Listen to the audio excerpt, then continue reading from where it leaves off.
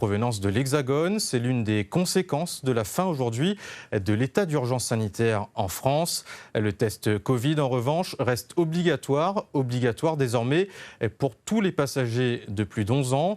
Un assouplissement donc, mais du côté des professionnels du tourisme, l'inquiétude demeure. Reportage Florence Bouchou, Willy Fontaine, Philippe Poirot.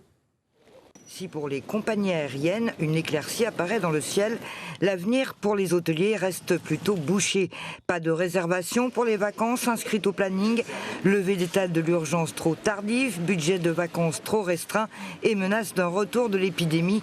Les touristes préfèrent cette année rester chez eux. Pour les hôtels, dont le chiffre d'affaires dépend principalement des arrivées de touristes, c'est une catastrophe.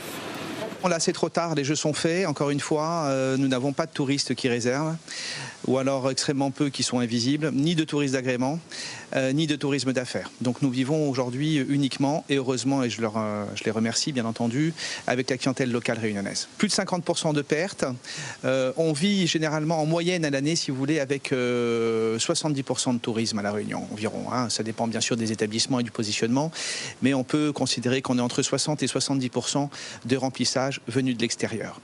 Donc c'est une immense perte.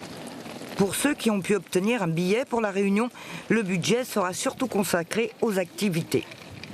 On est là pour 3 semaines et on va découvrir la Réunion et pouvoir pratiquer des activités en famille et en groupe. On est à 18, on est content, on va pouvoir profiter. Le coronavirus a laissé une plaie béante dans l'économie touristique. Nul sait encore combien d'années il faudra pour la cicatriser.